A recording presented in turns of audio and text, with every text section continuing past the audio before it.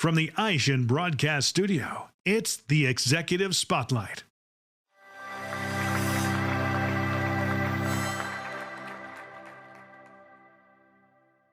Welcome to the AutoSuccess Executive Spotlight. I'm your host, Brian Ankney.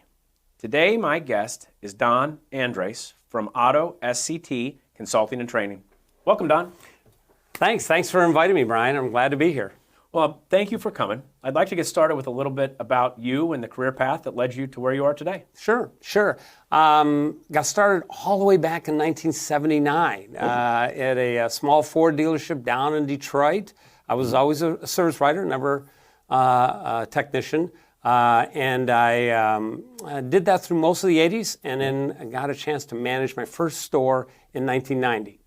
And that was all in the Detroit market. And then in 2000, I got asked to come down and run fixed operations for Reichert Automotive in Columbus, Ohio. And that was a great opportunity. So it was, at that time, the largest Ford dealer in the United States, selling probably 1,800 Fords off the property, and then another 300 imports and 500 used. So it was a monster place, and it was a great opportunity for me to challenge what I thought about the car business. And it turns out that giant push changed everything for me. And so went on from there to actually having a consulting company at one point back in the 2000s. I bought an existing consulting company, thought that was going to be the last stage of my career. And then the crash of 2008, 2009 dried that up and went back to work. Ran service operations for some large dealer groups, Hendrick and Van Tile, which is now Berkshire Hathaway, and Germain's in Columbus. And then have just kind of finished a general manager position for a dealership that was bought, had been underperforming for probably 6-7 years and not profitable. And so it was really fun and challenging to get that to profitability and to get it to grow, and that was really exciting.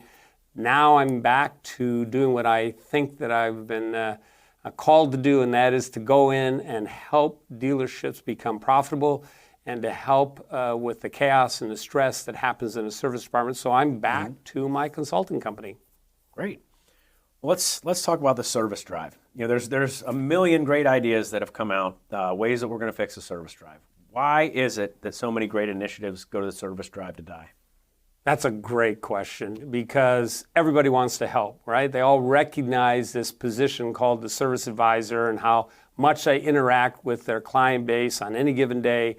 Let's help. And so whether it's scheduling, whether it's any type of initiative to help that flow, there's a lot of great technology.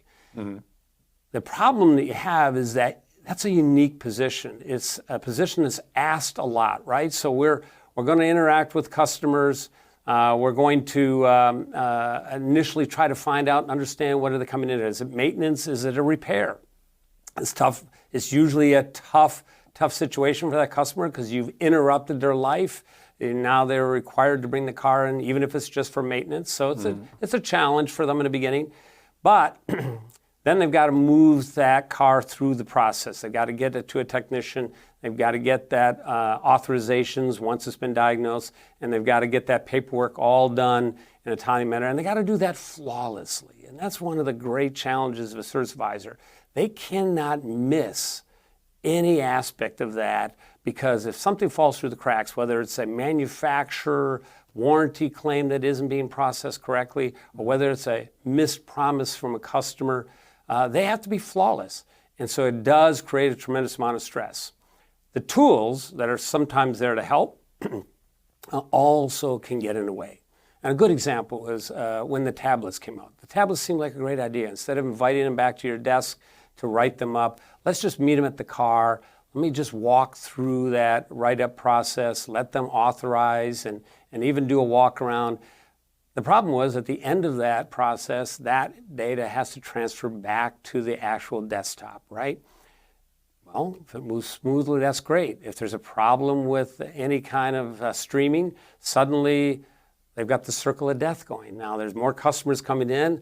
The paperwork hasn't been able to be generated because they're still trying to get that process to happen. So it's a little thing. It's something that tablet companies will work on all the time, and they've gotten much better. But the reality was, in that moment, service advisors, they want to get going. They've got people waiting. They've got challenges. So it creates a natural stress. The other part of it, and probably the biggest thing that no technology company really can put their arms around, is the customer. So the customer has their own perceived idea of how that's going to go when they come in the morning, or even in the afternoon, whatever it might be. So they've got what's going on in their life. They've got maybe it's a gal that's got to get the kids off to school and then got to get to work. And so somewhere in there, they're going to come in with what they believe to be a simple process to get the car written up and for them to get on their way to work. Or maybe they're going to wait for that repair. But they also have to get the car back at an unusual time. Maybe at 2:30, Johnny has got soccer practice, or there's a dance that he's got to get, or she's got to get her child to. Whatever that might be, they typically let the writer know at the point of write-up. So the writer the service advisor is discovering what the needs are, right? Is it maintenance? Is it a repair? And then they're discovering this other aspect of their life. And so I need the car back by 3 o'clock. Oh, well, I want to satisfy the customer, so I'll just go ahead and commit to that. I'm busy, I've got more people waiting. Sure, 3 o'clock sounds fine. Well, it turns out that check engine light has got a bunch of cars ahead of it, so now it gets into the shop and it gets to the technicians with an unrealistic promise time. It probably can't be looked at and done potentially by 3 o'clock. But I'm in the business to satisfy customers, and so now I've made an unrealistic promise time, and that ends up now putting stress in the shop, whether it's the dispatcher or whether it's the tech themselves. So this chaotic situation really all stems from this idea of discovering the customer and their needs and what's going on in their lives all at that very moment. Now, for a simple oil change, it's not that big of a deal, right? We have enough staffing, have a seat in the lounge, we'll get to you, and should have you out of here in 45 minutes or an hour. And for the most part, dealers figure that out well. No, it's the repair side, which can be 40, 50% of the workload, and this idea of discovering what is needed, part availability, and all that goes into that. So very quickly, a service advisor with all the best intentions can get overwhelmed. There's also a very funny fact, and we didn't discover this until we had online appointments. In the past, they would talk to a service advisor or a service BDC person, and they would schedule them in, right? But with online appointments, people would sometimes, very last minute, need to get the car into the dealership. And so they look at tomorrow's appointments, and there's an availability at 11 o'clock. So they snatch that appointment and put in their information, and we now officially have that oil change or that repair at 11 o'clock coming in. The problem is they have to be at work at 8 o'clock or 8:30 in the morning. So I'll just come in at 7:30, I'll just come in at 8 o'clock and be early. In their minds, no big deal. But the problem is when the service advisor discovers it. Hi, do we have you scheduled today? Yes. Oh, yeah. Oh, wait, I see you here at 11 o'clock. Yeah, I'm a little early, I gotta get to work. Okay, well, it's 8 o'clock in the morning. Where's my real 8 o'clock? Okay, so I'm just going to go really fast with you right now. Yeah. And I'm going to get you out of the way because somewhere in that line's my real 8 o'clock. So now I'm going as fast as I can, not really listening, not really connecting. Customer's somewhat oblivious to it, but I'm going as fast as I can to get that customer on their way. So they leave, never really connected with them, which is the secret sauce of our business, right? Relationships. Yeah. Meanwhile, now I have to find the real 8 o'clock. And you say, hi, sorry, why did I make an appointment if I just had to wait? I got to get to work, so no problem. Let me go really fast with you now, too. Yeah. And so the end result is these are real-world examples of technology trying to help, but customers, the true part of this of this equation has these lives that they are working through. So what I've discovered is that in most stores, why do we not have good growth? Why do we not have good net profits? Why do we never really maximize our productivity or sales per RO or production? It's because of the push and because we didn't build that relationship. And we just went fast. And we were nice, we were polite, but we just went fast. When you say the push, are you describing the mass of people that all show up at the same time in the morning? Typically, right. So the world kind of starts, right? We find some really very sophisticated service departments that figured out how to spread that out. And you do that by actually figuring out what's going on in a customer's life during the phone call. So let's say a service BDC is going to actually ask someone, tell me a little bit about what time do you have to get to work in the morning? I got to be at work at 9 o'clock. Well, how far are you from the dealership? You guys are about 15 minutes away. Okay, well, I'm going to need about 15 minutes with you. So I know you want to come in tomorrow, but I've got an opening at 8:15 on Thursday. That should get you written up in time and still get you to work on time. Are you going to need to take advantage of our shuttle or is somebody coming to follow you down? Oh, yeah, okay, Thursday should be fine. And no, I've got somebody to follow me down. Great, so now I've got the math to work. So I've given them that 8:15 time slot. I've told them, by the way, I do have an 8 o'clock and I do have an 8:30. So if you can be as close to 8:15 as possible, I'll be able to get you taken care of. And now it makes sense. Now it works. And so now they're coming in at that time. And by the way, we're going to prepare for that as well, too. And they say now, what time were you expecting to get the vehicle back? Well, Johnny's got that soccer practice at 3 o'clock. Will I be able to get it back before then? Sure. Let me see if I can put that down as an estimated promise time for you. And now we all know the day before exactly everything we need. So the really good, sophisticated dealerships, turns out people have crazy schedules, right? Some are retired, and as much as they want to come in first thing in the morning, the early bird gets the worm. The truth of it is that retiree could easily come in at 11 o'clock when there's no push. We just have to explain that to him or her. Then there's people that are just getting off or shift. They like to sleep, and so coming in at 2 in the afternoon might really work for them. There are people that start early. I start at 6. Okay, well, we don't open up till 7:30. What time do you get off? Well, I get off at 3. Okay. Well, how does 3:30 look? Well, 3:30 would be perfect. I can have somebody follow me down, and so suddenly I'm dropping a car off at 3:30 for the next day, but it worked in their schedule. So this is what I do. This is when I go into dealerships and I see chaos. I start to realize that we create some of this. The writer creates some of this by the flippant, I'll see what I can do. I'll try to get that done for you, as opposed to having a real plan the day before. Yeah, I mean, and it sounds like, once they get behind, there's no catching back up. So if you don't fix the problem before it happens, it's virtually impossible to get out of that trap when you've got, 5 or 6 customers that you're behind and you haven't done the paperwork and you've made promises you can't keep. And that seems like the answer must be you got to fix the problem before it happens. Don't step in the trap. I think the catchword I've always said, and it's always worked well, is never be surprised. If a writer is never surprised, they're good at what they do. And if they have a plan already and they say to the customer, this is how it's going to play out today, how does that work for you? And they go, that'd be great. Now I've got a relationship I'm starting. Now I'm working around their busy lives, and nobody's really done that before. So now they're starting to understand this is a great place to come. And so, our goal with a writer is to get what? Yeses. If we rely strictly on oil changes, or we rely even just on fixing the repair that the car came in with, it's hard to make money off of that, because a technician having to actually diagnose a problem is challenging.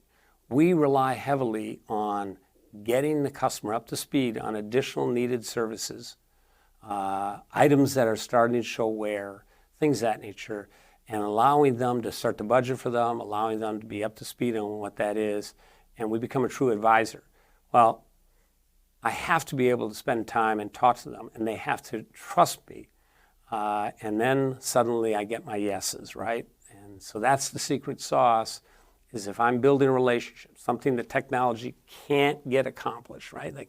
They can take it to that point, but if there's not room for actual technology, or I'm sorry, not technology, but if there's not time for them to actually pause, have a conversation, and be working around their busy lives, now we're just like everybody else.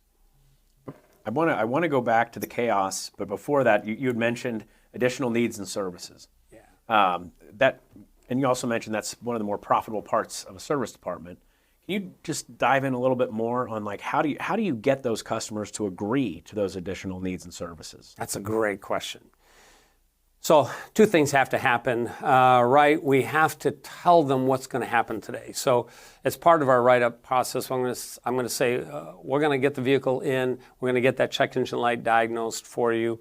I will then look at part availability, and then I'll put an estimate together to get that fixed. While it's in, our technician will do a complimentary inspection. We'll do a once-over on the car and just see if anything jumps out at us. We'll do that in the form of a multi-point inspection. You'll get the results of that when you pick the car up. If there's anything that is a real concern that we need to address, I'll call you and I'll let you know that in addition to what the check engine light concern is. So when I call, I'll try to have all that for you. We do that complimentary, and you'll get, again, the results of that when you pick it up if everything looks great. So now I've set the table that I'm going to talk to you about it. So now when I call, I'm able to say, hey, I've got some information for you on the check engine light. Here's what we found. Here's what it's going to cost. And by the way, we did that inspection report. Everything looks great, but there were two things that actually are important enough to bring to your attention right now. And the good news is I can get it done on this visit. I know how tough it is to get in here. But let me take just a moment right now and walk you through those two things, or those three things. Because I set the table during the write-up time that this is going to happen, then it becomes easy to have that conversation.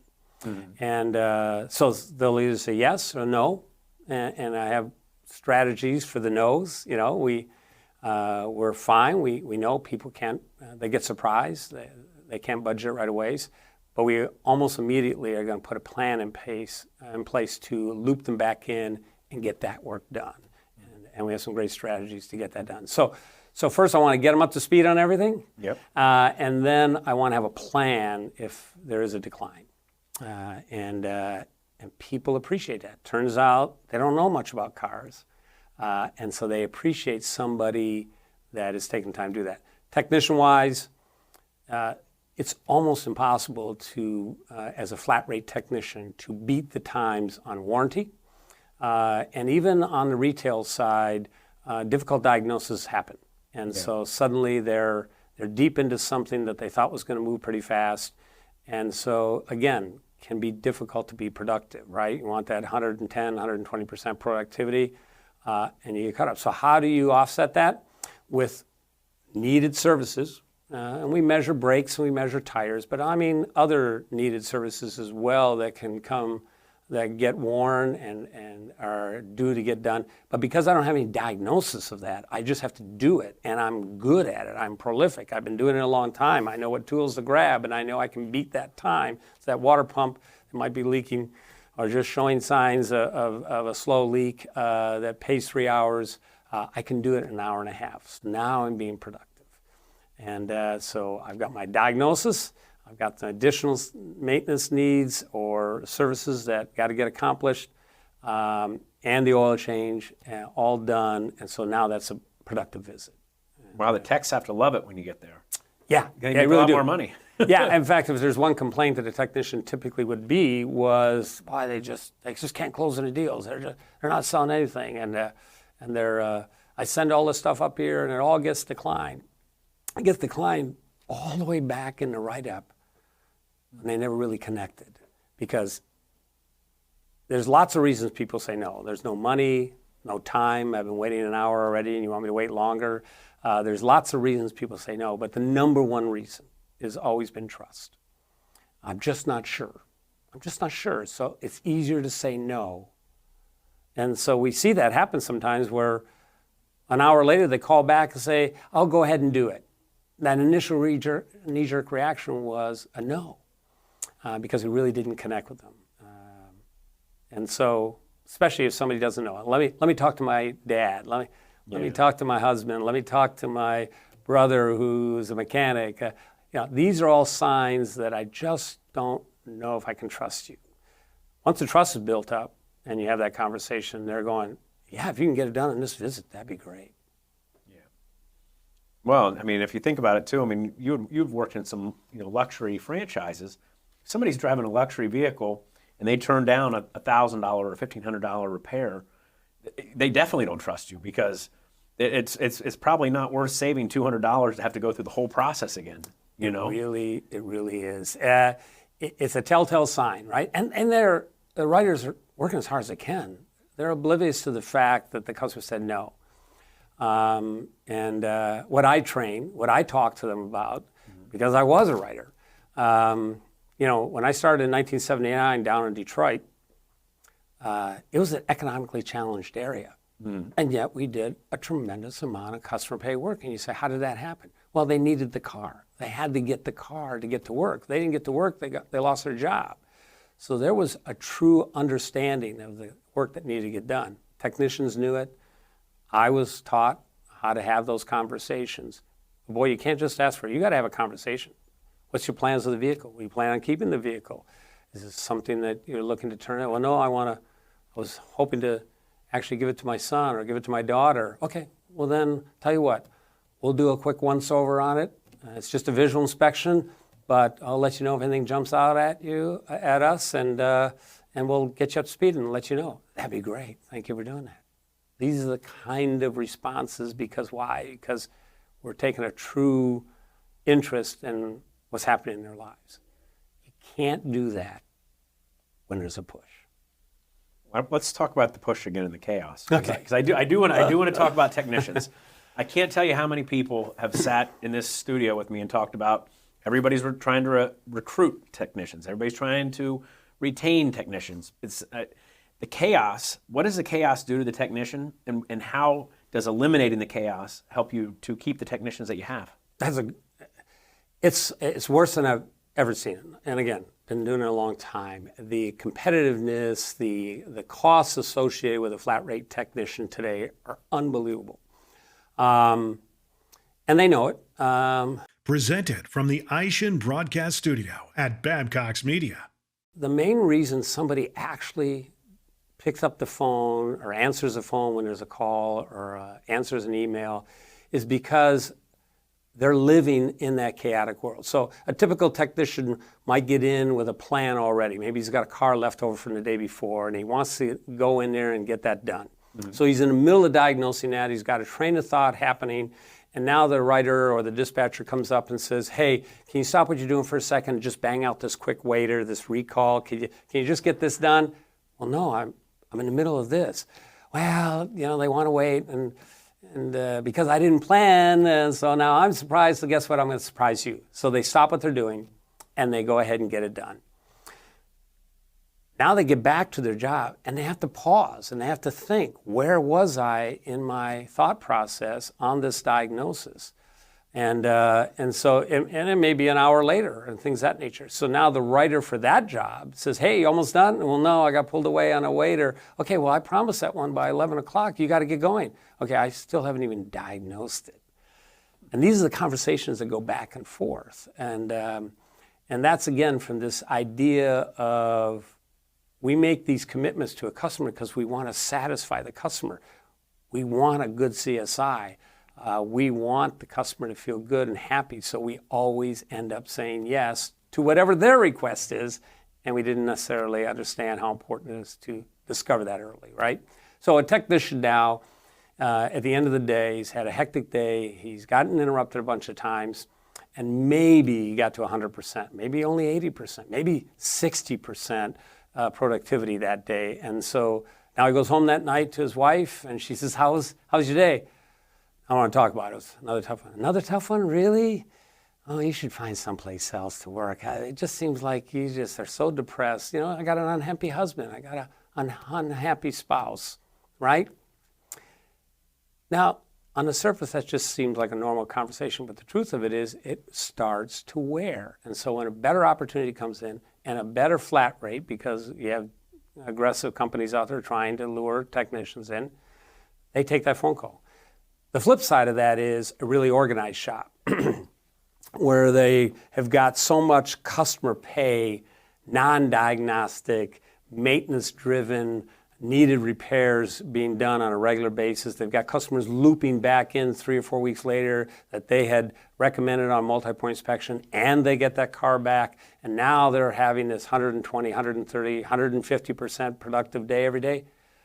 No, this is a good gig. I'm not going to screw up a good gig and go somewhere else and hope it's as good as I have it here. No, so I never take that phone call. So now you're retaining that initial technician, right? He's not taking that. He's not leaving. He's not leaving, even if it's a lure for more money, because they're smart enough to know I've got the hours here.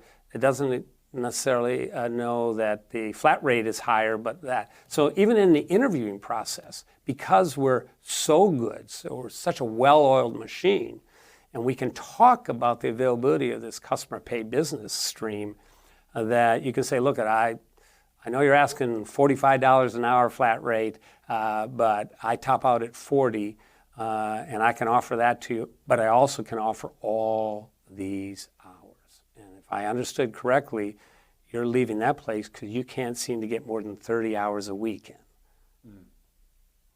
Well, yeah. So suddenly, I don't have to be paying that dollar because I get to show, I can show them production sheets, I can show them the productivity of technicians, and I'm closing more deals with technicians that are frustrated with the fact that it never seems to go away. The chaos is happening every day. I can't trust the writers. I can't trust my manager. And suddenly they're all the way in from one interview because, why? We're a really well-oiled machine. Well, you're going to pay him more at 40 than, his check is going to be more at 40. Way more. Than his check would have been at 45. It really doesn't matter. It doesn't matter how you get to the number. The only number that really matters is what you deposit in the bank, right? It's a real, it's an easy math equation. Yeah. It's an easy math equation. And when you have a service manager that has figured all this out and he's clicking on all cylinders and everybody is having a productive day because we're not surprised, now it's just fun having those conversations. Now I'm more interested in his character. I'm more interested to make sure he's a good fit than I am desperate to latch on to the next guy that comes through the door that maybe was a cast-off from another dealership because he wasn't a good fit. Yeah. So, well, I want to ask you about how you identify the problems. Like when you go into a dealership and, there's all these things going on, a million moving parts. Like, what do you focus on and so that you can determine, what type of training you need to do with all the people that are involved? Yeah, it's first, most of the time I get reached out to by a general manager or an owner that says, hey, I think my sales per RO, I think my hours per RO, I think my effective labor rate is under what my group is, my 20 group, or whatever the deal might be.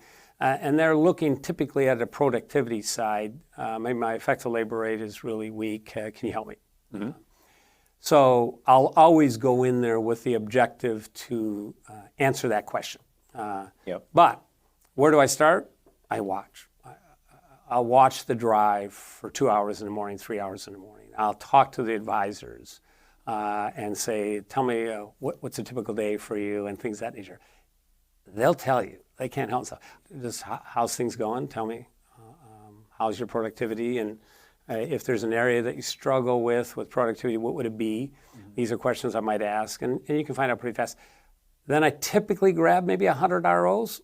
I'll have them put aside already before I come in, and we'll go through those together. And I can start to look at how many single line repair orders there are where they came in for an oil change at 81,000 miles and nothing else was done.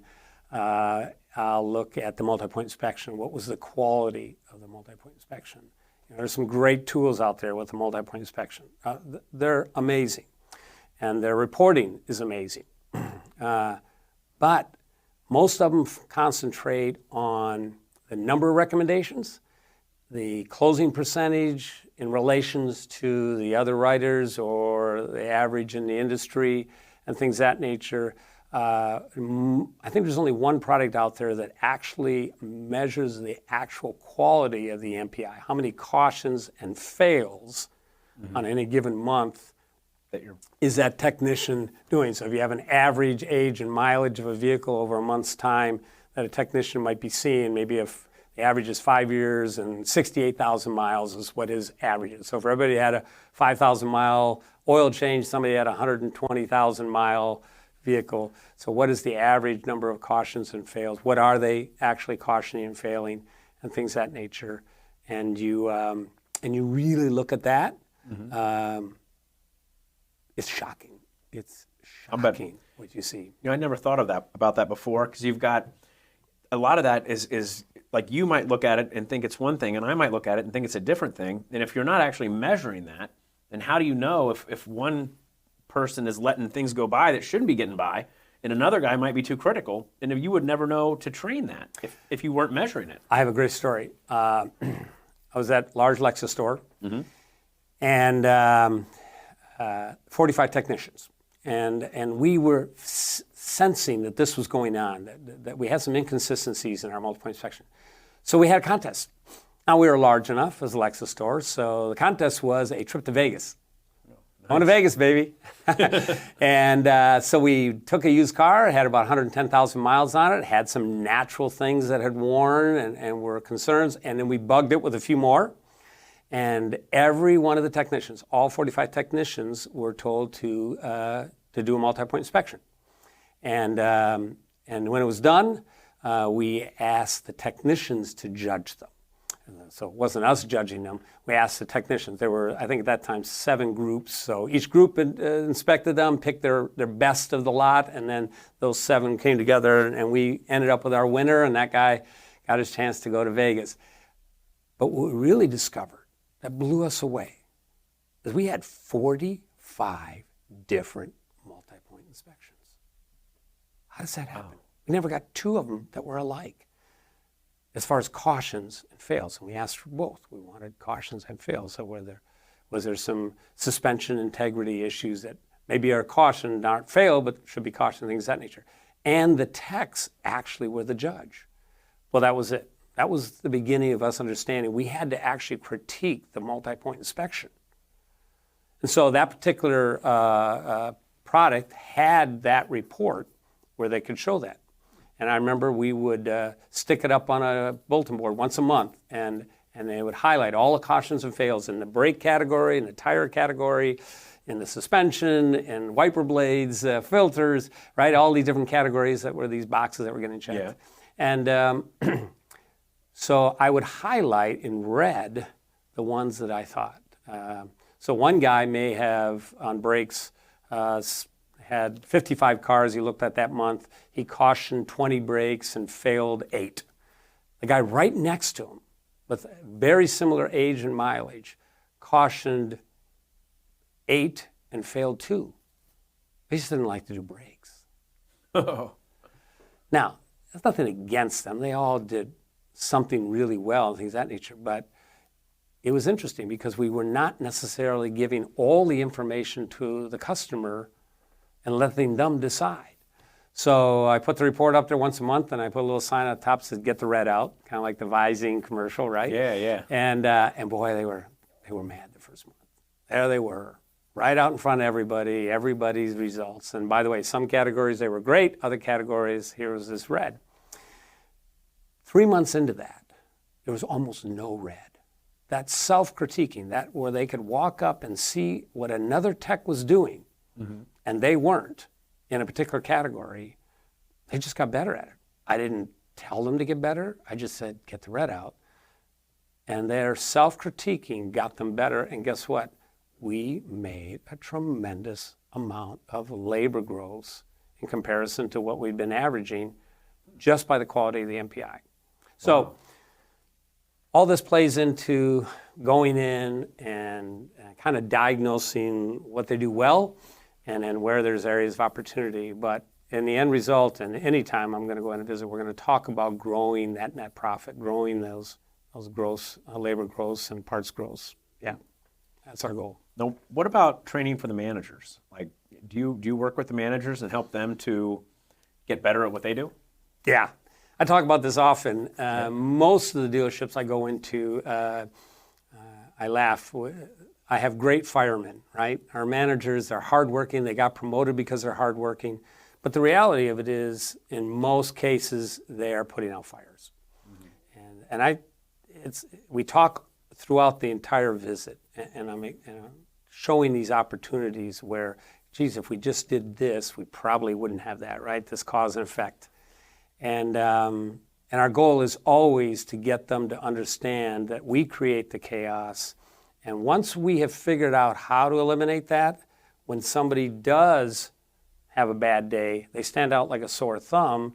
They didn't prepare, and now suddenly there's chaos. They go, oh, well, he didn't repair. So the art of managing, I said, is just to watch.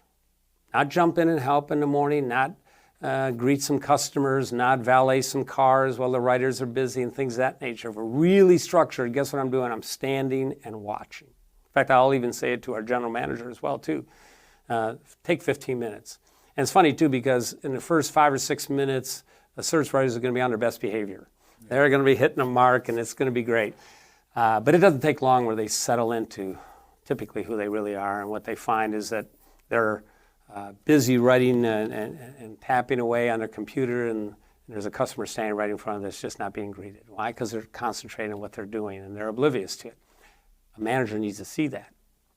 And when it's and in real time, say, what was happening? Did you notice? Did you notice? What was the reason that you got yourself distracted? Blah, blah, blah.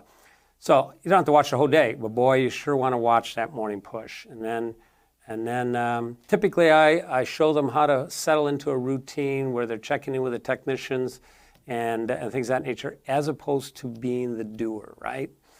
They tend to be the gap fillers. They tend to be the guys that are just going to make sure that that doesn't go left on them. But unfortunately, they're managing chaos. Right? Yeah. They're managing chaos. So you got to get rid of the chaos, and then you got to watch what's going on. I mean, I think one of the traps that managers fall into is it's easier to just bridge this gap or put out this fire than it is to teach the person how to bridge that gap or to put out that fire. And so sometimes when you've got 1,000 fires, you just run around putting them out, as opposed to helping that person to do it. I mean, is that kind of what you're saying? That's exactly right. The manager's role is? Yeah, it really comes down to this idea of managing by asking questions. Hey, I noticed you were doing that. I was just curious why you thought that made sense. Hey, I noticed you were blah, blah, blah. You know what I mean? Yeah. So when you manage by asking questions, because in the moment you're seeing it in real time, trust me, you only have to ask that question once or twice before they realize, okay, I guess I really shouldn't be doing that because he's just going to ask me that question again. Or you may say to him, no, this is the third time I've asked you this question. Same with discounting, right? So one of the biggest things with effective labor rates is discounting. Well, if I don't have time to be looking at my paperwork and really diving into it, and there's some really great products out there now that will dice up a repair order and in real time give you, within a couple clicks, where somebody is discounted and things of that nature. So there's some technology products that I recommend and make a big difference in a workday for a manager. But he has to have time to be able to look at that and then ask that writer, hey, just out of curiosity, what happened in this? Why did we go off grid when it came to our labor rate or things of that nature? Well, once you've asked them 2 or 3 times in a week, forget about even in a day, but in a week, they stop discounting. They stop discounting. Why? Because I don't want to ask. And you just want to know why. If it was because of an extended warranty company that only allowed this much of a labor rate and not a grid, okay, that makes sense. Great. Good job. But if it's a customer that just asks you, let's talk about that for just a minute. So now I can have a real conversation in the moment, but I have to be able to see it. I've got to have time in my day to watch the drive. I have to have time in the day to go through my paperwork. I have time in the day to kind of look at my multi-point inspections, not just the reporting that might be with that particular product, but the actual multi-point inspection tells me a lot. 120,000 miles and it's all green. Really, there's no belts that are starting to be cautioned about, drive belts. Yeah, they haven't broke. It's not a failure, but are they worn at 120,000 miles? Yeah, they probably could be. Yeah. So, and of course, when they do break on the side of a highway, is the car now officially disabled? Yeah, it is. How disappointed if they had just been in 2 weeks earlier, and we failed to notice that the belt had excessive amount of cracking and was on its way out, fraying and on its way out. Does that make sense? Yeah.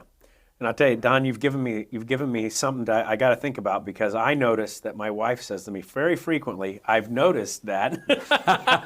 I'm gonna have to pay a little more attention. She's a teacher, so a lot of the things that teachers say are the same things that managers and salespeople say. So, but I'm gonna that's kind of funny because she does use that. I've noticed that.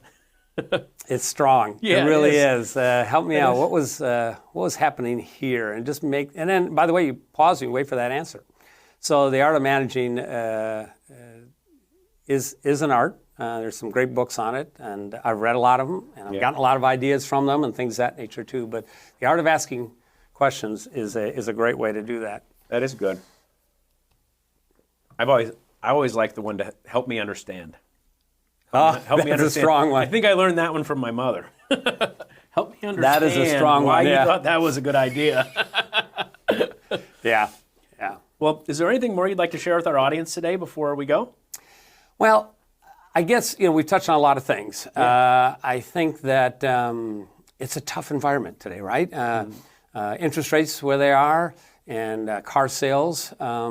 It's a challenging time. We came off of a boom of growth on the variable side, and now the reality is set back in. And if you've been in the business for long enough, you know that these cycles happen, right? Yep. So we know that there's more focus probably ever today on the fixed operations and growing that net profit and growing that service absorption and things of that nature. But the big flaw that I think happens a lot with especially general managers and who typically might come out of a variable operation, and that is, let's just advertise some more. Let's just advertise some more. And so let's run a discounted oil change and drive in some more business. That'll just naturally equate to more dollars. The problem is that, in all honesty, more oil changes creates more stress. There's more stress that goes into the shop. There's more stress that goes with the writers by simply marketing and driving in more business. So here you have this, at times, sinking ship. Yeah. And let's just drill a few more holes in it. Right? Yeah. By just creating more volume. Because on the surface, it appears that's the math equation, right? So I certainly will say, if you're not sure, and you haven't paused and gone out on the drive and spent 15 minutes just watching and things of that nature, that's as good a starting point as anything else. But don't take that knee-jerk reaction of just simply trying to drive in more business into your service drive and think that's the quick answer for more net profits and more gross dollars. Yeah, I mean, I guess if your service writer already has 6 people standing in front of him, it's not going to help to have 12, right? Exactly. That's not going to solve the problem. Yeah, because even more things are going to... The first thing to go when there's a push is upselling. Yeah. The techs superficially do the multi-point inspection instead of pausing and really going through and evaluating the car. The quick lube people, if you're an hour behind, guess what? I'm not upselling dirty filters and things of that nature because the customer's already been waiting an hour. And how much longer do you want me to wait? No, just yeah. So the first thing that tends to go when there's too much volume and things of that nature, I will always say the same thing, and I'm more than happy to help, whether it's just a conversation on the phone or whether I visit the store. Is there's money left on the table every single day. And so what's the plan if, in fact, the customer says no? And they do. It's okay. But what is the plan? at that point in time to become a true consultant, where so that they don't have to worry about their car. You say, no problem. Let's talk in about 3 or 4 weeks. We'll loop you back in, and this will be done before your spring break and your trips, and your car will be back to what you hoped it was. But the good news is you're here. We can help you with that. And these are comforting words that when customers hear that, they go, why would I go someplace else and hope to get as good of an experience as I'm getting here? Well, Don, thank you for coming. Thank you for the invite. It was great being here. It's a beautiful facility. It really is. Thank you. And thank you for taking the time to join us for this AutoSuccess Executive Spotlight.